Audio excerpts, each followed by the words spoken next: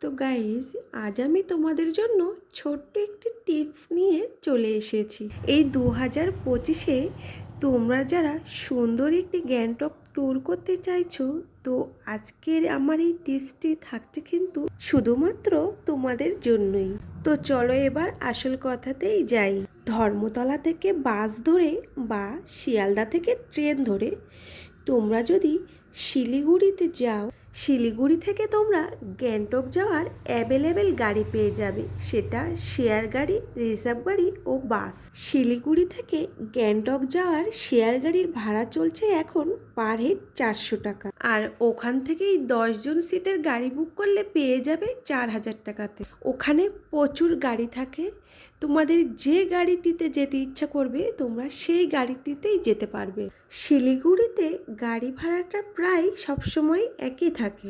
তোমরা যারা নিউ জলপাইগুড়িতে নামবে, ওখান থেকে কিন্তু টোটো বা অটো ধরে শিলিগুড়িতে যেতে পারবে। পার হেড ভাড়া পড়বে 30 টাকা। তো গাইজ, তোমরা চাইলে বাসে করেও শিলিগুড়ি থেকে গ্যাংটক যেতে পারো। বাসের ভাড়া চলছে এখন 275 টাকা। আর এখানে অন্য অন্য জায়গায় যাওয়ারও রেট আছে, তোমরা চাইলে দেখে নিতে পারো। বাসে করে গ্যাংটক গেলে সময়টা একটু বেশি লাগে, কিন্তু বাস জার্নিটা কিন্তু বেশ সুন্দর হয়, কারণ বাসের ভিতরের জায়গাটা অনেক বড়, সিটটাও অনেক বড়।